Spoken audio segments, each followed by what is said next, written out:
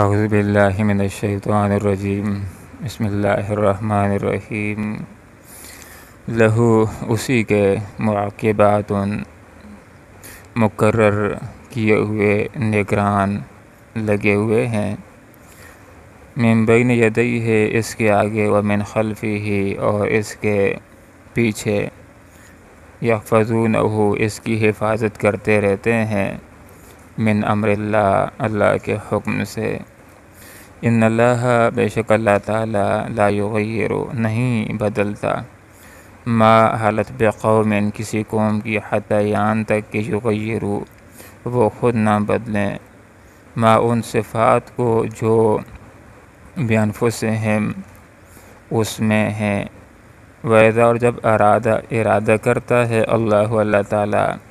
بقوم کسی قوم کے لیے، سوءً برائی لانے کا، فلا مرد تو کوئی ٹالنے والا نہیں، لہو اس کا، وما اور نہیں ہے لہو من کے لیے، من دونہ اس کے مقابلے میں، من وال کوئی مددگار۔ اللہ رب العالمین نہ صرف یہ کہ انسان سے واقف ہے، انسان کو جانتا ہے، اس کے اعمال سے واقف ہے، اللہ تعالیٰ انسان کے اوپر گہری نگاہ رکھے ہوئے ہے، بلکہ اللہ رب العالمین نے انسان کے ساتھ فرشتے بھی مقرر کیے ہوئے ہیں، جو انسان کے اعمال کو نوٹ بھی کرتے ہیں، جیسے کرامن کاتبین، اور کچھ اور فرشتے بھی اللہ تعالیٰ نے انسان کے ساتھ مقرر کیے ہوئے ہیں، جو انسان کی حفاظت کرتے ہیں، من بین یدیہ اس کے آگے، و من خلفی اور اس انسان کے پیچھے، یحفظون اس کی حفاظت کرتے رہتے ہیں، من امر اللہ اللہ رب العالمین کے حکم سے۔ انسان کی موت کا ایک وقت مقرر ہے، حتیٰ کہ جب تک انسان کی موت کا وقت مقررہ آ نہیں جاتا تو یہ فرشتے انسان کی حفاظت کرتے ہیں، حتیٰ کہ اس کو موت سے بھی بچاتے رہتے ہیں۔ قرآن کی ایک آیت کا یہ مفہوم ہے کہ انسان کی یہ جرت نہیں ہے کہ وہ اللہ کے اذن اور اجازت کے بغیر اپنے آپ کو موت بھی دے سکے۔ اگر اپنے آپ کو موت دینا، مار دینا انسان کے اپنے اختیار میں ہوتا تو کوئی بھی خودکشی کرنے والا کبھی ناکام نہ ہوتا، لیکن ہم دیکھتے ہیں کہ انسان کے اپنے ہاتھ کے اندر بھی موت نہیں ہے۔ بہت سارے لوگ اپنے آپ کو مارنے کی کوشش کرتے ہیں، گولیاں لیتے ہیں، تڑپنا شروع کر دیتے ہیں، کوئی دیکھ لیتا ہے اٹھا کر اسپتال پہنچا دیتا ہے، ڈاکٹر بر وقت معدے کو صاف کر لیتے ہیں، انسان کی حیات ہوتی ہے، بچ جاتا ہے۔ اسی طرح یہ بات محسوس کی گئی کہ ایک انسان جب تک اس کی موت کا وقت اللہ کی طرف سے پورا نہیں ہوا ہوتا تو کیسے کتنی دفعہ وہ موت کے منہ سے باہر آ جاتا ہے۔ ایک آدمی کا ایکسیڈنٹ ہو جاتا ہے اور دیکھنے والے دیکھتے ہیں کہ بس اسپتال اس کو پہنچایا گیا ہے، ابھی اسپتال سے خبر آ جائے گی کہ فلاں شخص مر گیا ہے، کہ اتنا خطرناک اس کا حادثہ ہوا، لیکن اللہ کی طرف سے وقت ابھی باقی ہوتا ہے حیات کا، انسان بچ جاتا ہے، اس کا علاج ہو جاتا ہے۔ یہ بات محسوس کی گئی کہ انسان راستے کے اندر جا رہا ہوتا ہے اور اچانک سائڈ کے اوپر ہو جاتا ہے، اور جوں ہی وہ سائڈ کے اوپر ہوتا ہے تو پیچھے سے ایک تیز گاڑی اسی مقام سے گزر جاتی ہے۔ آیا وہ کون ہے جس نے اٹھا کر کے اس کو ایک سائڈ کے اوپر کر دیا، اور عین اسی لمحے وہاں سے گاڑی گزر گئی۔ یہ فرشتے ہوتے ہیں جو اس کی حفاظت کرتے ہیں، ایک طرف کر دیتے ہیں، اور یہ فرشتے حفاظت کرتے ہیں اللہ رب العالمین کے حکم سے۔ حفاظت کرتے ہیں، اور اس وقت تک حفاظت کرتے رہتے ہیں جب تک کہ انسان کا وقت مقرر نہیں ہو جاتا۔ جب وقت مقرر ہو جاتا ہے تو اسی لمحے انسان کی سانس نکل جاتی ہے، موت واقع ہو جاتی ہے، نہ ایک سیکنڈ آگے ہوتا ہے اور نہ ایک سیکنڈ پیچھے ہوتا ہے، اور چاروں طرف ڈاکٹر بھی کھڑے ہوں، وقت مکمل ہو جائے تو ڈاکٹر بھی کچھ نہیں کرتے۔ حضرت اسرائیل علیہ السلام ڈاکٹر بھی ایسے موقع پر پھر کچھ نہیں کر سکتے۔ حضرت اسرائیل علیہ السلام تشریف لاتے ہیں اور انسان کی روح لے کر کے چلے جاتے ہیں۔ واقعات کے اندر ایک واقعہ یہ بھی بیان کیا جاتا ہے کہ ایک آدمی تیسری منزل سے گر جاتا ہے اور اٹھ کر کے چلنا شروع کر دیتا ہے، تو باقی لوگ بڑے حیران ہو جاتے ہیں کہ تیسری منزل سے گرا ہے اور اٹھ کر کے اس نے چلنا شروع کر دیا ہے، بڑے خوش ہو گئے، گویا کہ فرشتوں نے اس کو کیچ کیا اور زمین کے اوپر کھڑا کر دیا۔ سارے بڑے حیران تھے، اور کسی نے اس کو پیسے بھی دے دیے، چلو یہ پیسے لے لو اور جاؤ فلاں بیکری سے جا کر کے مٹھائی لے آؤ۔ خوشی کے اندر تقسیم کرتے ہیں کہ تیسری منزل سے گرے ہو اور ایک خراش تک نہیں آئی۔ جس وقت بیکری کی طرف جانے لگا، روڈ کو کراس کر رہا تھا کہ گاڑی آئی اور ایکسیڈنٹ ہوا اور وہاں پر وہ فوت ہو گیا۔ گویا کہ اس کی موت کا وقت ابھی باقی تھا کہ اتنی تیسری منزل سے گرنے کے باوجود اس کی حیات تھی، بچ گیا، فرشتوں نے پکڑا اور زمین کے اوپر رکھ دیا۔ اس کی روڈ کراس کرنے کے اوپر موت واقع ہونی تھی، وہاں اس کا ایکسیڈنٹ ہوا اور دنیا سے رخصت ہو گیا۔ اور یہ قول بھی ہمارے یہاں بڑا مشہور ہے کہ بچوں کے نیچے فرشتے ہاتھ رکھتے ہیں۔ چھوٹے بچے دن میں کتنی دفعہ گرتے ہیں لیکن الحمدللہ محفوظ رہتے ہیں، وہ بچتے رہتے ہیں۔ تو یہ قول بڑا مشہور ہے کہ چھوٹے بچوں کے نیچے فرشتے ہاتھ رکھتے ہیں۔ تو یہاں پر غور کیجیے، اللہ تعالیٰ اسی بات کی طرف اشارہ فرما رہے ہیں کہ لہو اس کے معقبات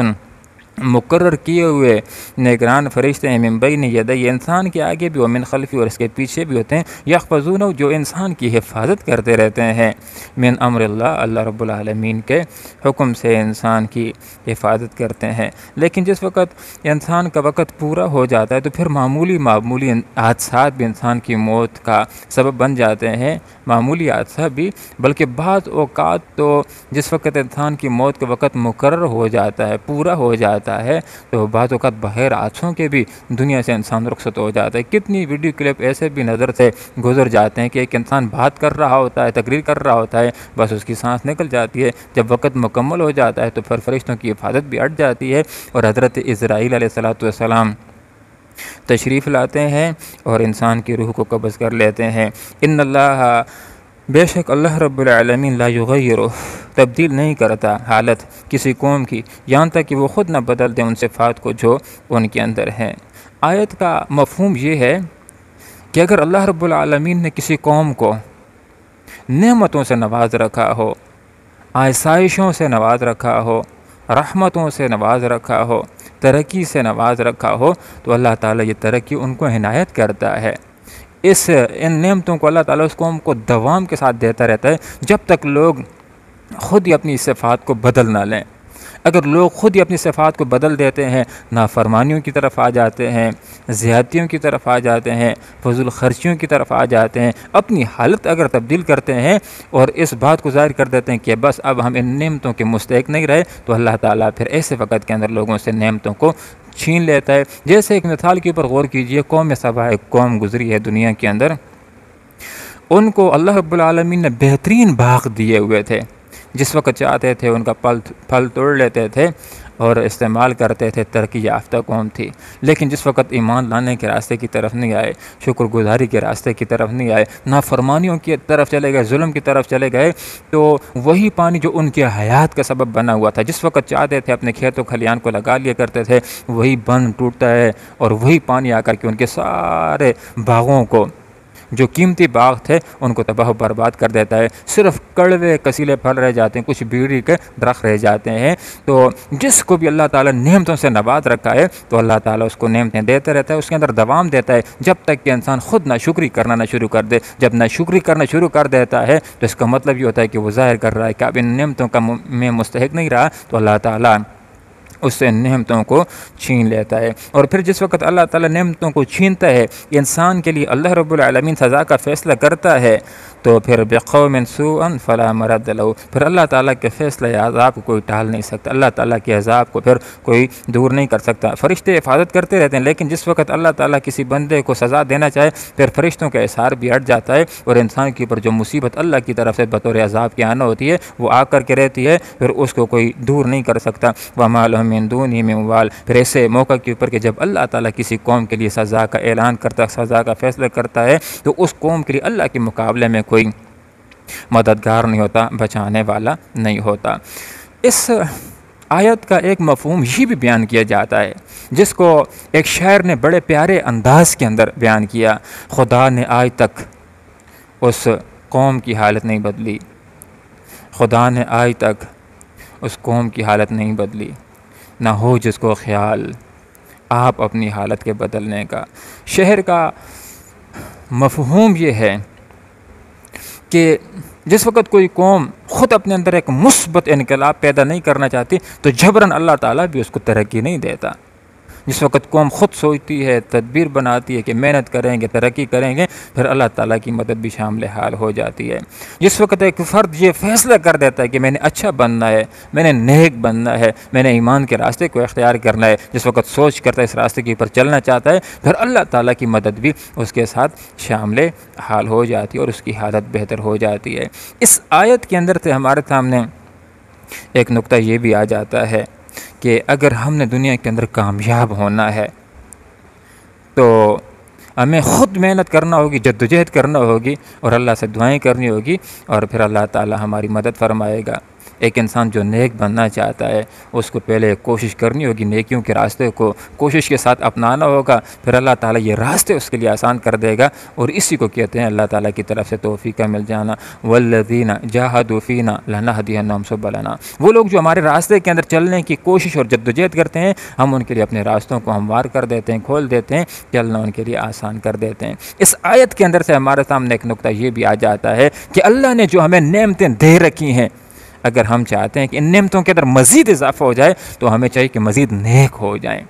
مزید گناہوں سے بچنا شروع کر دیں، اللہ رب العالمین کا شکر ادا کرنا شروع کر دیں۔ تو جب اللہ کا شکر ادا کریں گے تو نعمتوں کے اندر اضافہ ہونا شروع ہو جائے گا۔ اس آیت کے اندر سے ہمارے سامنے ایک نقطہ یہ بھی آ جاتا ہے کہ دنیا اور آخرت میں اللہ کے عذابوں سے بچانے والی کوئی طاقت نہیں سوائے اللہ کے، اور اللہ رب العالمین کے عذابوں سے بچنے کے لیے دنیا اور آخرت کے اندر ایک ہی چیز ہے، وہ ایمان اور اعمال صالحہ۔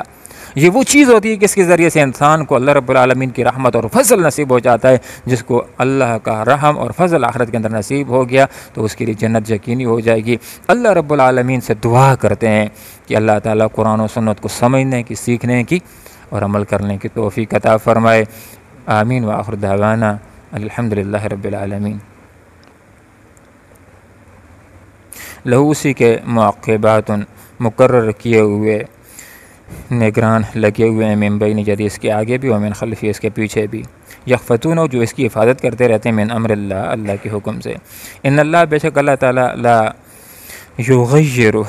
نہیں بدلتا ما حالت بقوم کسی قوم کی، حتی یہاں تک کہ یغیروا وہ خود نہ بدل دیں ما ان صفات کو بانفسہم جو اس میں ہیں، وَإِذَا جب ارادہ کرتا ہے اللہ تعالیٰ بقوم کسی قوم کے لیے سوءً برائی کا، سزا کا، فلا مرد تو کوئی ٹالنے والا نہیں لہو اس کا، وما اور نہیں ہے لہم ان کے لیے من دونہ اس کے مقابلے میں من وال کوئی مددگار۔ اللہم ربنا آتنا فی الدنیا حسنہ وفی الآخرۃ حسنہ وقنا عذاب النار برحمتک یا ارحم الراحمین۔